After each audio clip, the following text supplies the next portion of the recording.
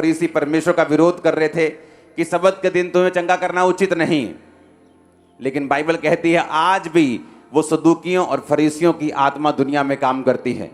उन्होंने चोला तो परमेश्वर के लोगों का ही पहना हुआ है, बल्कि और अच्छे कपड़े पहनते हैं, लेकिन बाइबल कहती है वो सदूकियों और फरीसियों का आत्मा आज भी उन लोगों के अंदर काम करता है, और आज भी जो लोग आत्मा के अनुसार चलते हैं उनका विरोध करता है।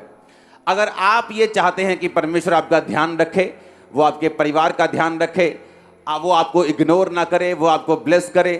आज का वचन जो थोड़ा लंबी आयतें हैं, इसलिए मैं बैठ के आपको दे रहा हूं, तो आपको बड़े ध्यान से उसे समझना होगा।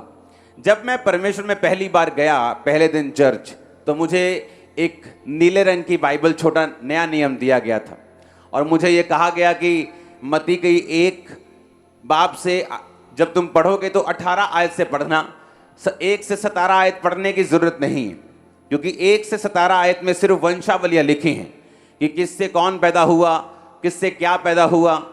लेकिन जब मैं मसीह में बड़ा हुआ, जब मेरी मसीह में उम्र बीतती गई, तो मुझे ये मालूम हुआ कि बाइबल में एक भी शब्द, एक भी कोमा अगर बाइबल में लगा है, उसका बहुत बड़ा महत्व है।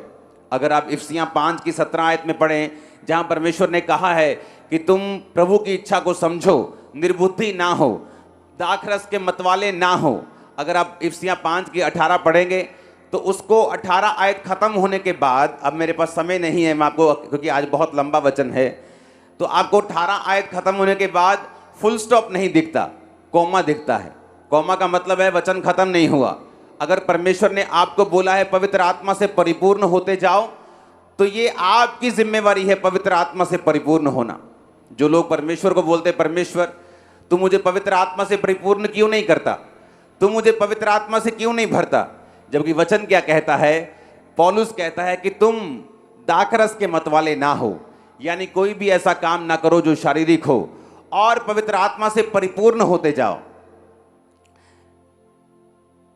और आगे कोमा है, 19 आयत जब शुरू होती है, 18 19 अगर इकट्ठी दिखा सकते हो दिखाओ, तो 18 आयत खत्म होने के बाद कोमा लगा, बिंदु नहीं लगा, फुल स्टॉप नहीं लगा, जिसका मतलब यह है परमेश्वर ने आपको बीच में नहीं छोड़ा। अगर वो आपको जिम्मेवारी देता है कि पवित्र आत्मा से तू खुद भरना है, मैंने नहीं भरना, तो 19 आयत में लिखा है कि आपस में भजन, स्पीकिंग टू योरसेल्फ, इंग्लिश में और अच्छा लिखा है कि इंग्लिश में लिखा है कि अपने आप से भजन संहिता से बात करना, अपने आप से खुदा के वचन में से बात करना, अगर तुझे पवित्र आत्मा में परिपूर्ण होना है। मैं आपको सिर्फ एक कोमा की बात बता रहा हूं।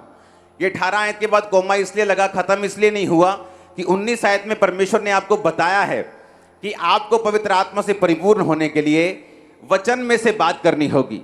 आप कैसे बात करते हैं, ओ मेरे पास आज तनख्वाह नहीं मिली, आज मेरे घर में घटी है, आज मेरा सिर दर्द है, आज मैं बीमार हूं। लेकिन वचन क्या कहता है, यहोवा मेरा चरवाहा है, मुझे कोई घटी नहीं होगी। बटुए में पैसा है या नहीं है, अगर आप ये बोलेंगे, आप पवित्र आत्मा से परिपूर्ण पाएंगे अपने आप को बहुत जल्दी। और उसी तरह से उसने कहा अपने आप से बात करनी भजन संहिता में से।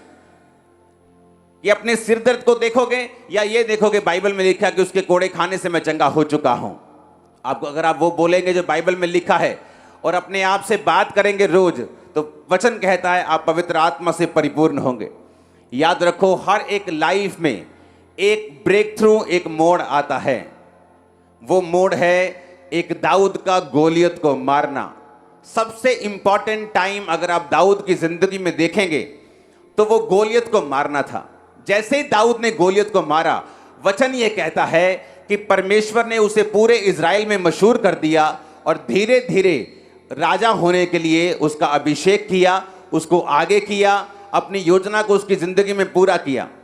बाकी लोग गोलियत को क्यों नहीं मार सके? बाइबल कहती है कि सारे लोग जो इज़राइल की सेना में थे, शाऊल राजा समेत, जब गोलियत आके ललकारता था उनको, तो बाइबल कहती सब उससे डरते थे।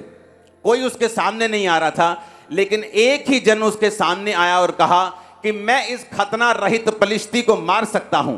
एक ही जन था जिसमें गैरत जागी, और वो था दाऊद। रीजन क्या था? क्योंकि दाऊद पवित्र आत्मा से भरा हुआ था। आप जब भी दाऊद की जिंदगी को देखेंगे, आप देखेंगे कि दाऊद ने कभी भी अपने दिल की बात को अपने ऊपर हावी नहीं होने दिया।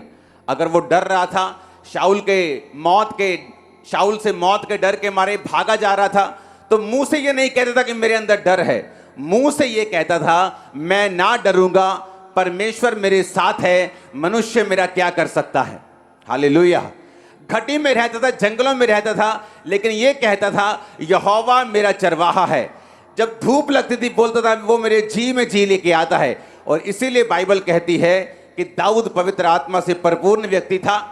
क्यों परमेश्वर आपको पवित्र आत्मा से परिपूर्ण करना चाहता है? वो इसलिए आपको परिपूर्ण करना चाहता है कि वो आपकी लाइफ का गोलियत, आपके सिर से ऊपर, आपके कद से ऊपर, आपके जीवन से बहुत एक बड़ा है और वो आपको चैलेंज कर रहा है। परमेश्वर ये चाहता है आपका वो गोलियत आपके पांव के नीचे आए, शैतान की तरह जो आज आपके पांव के नीचे है। लेकिन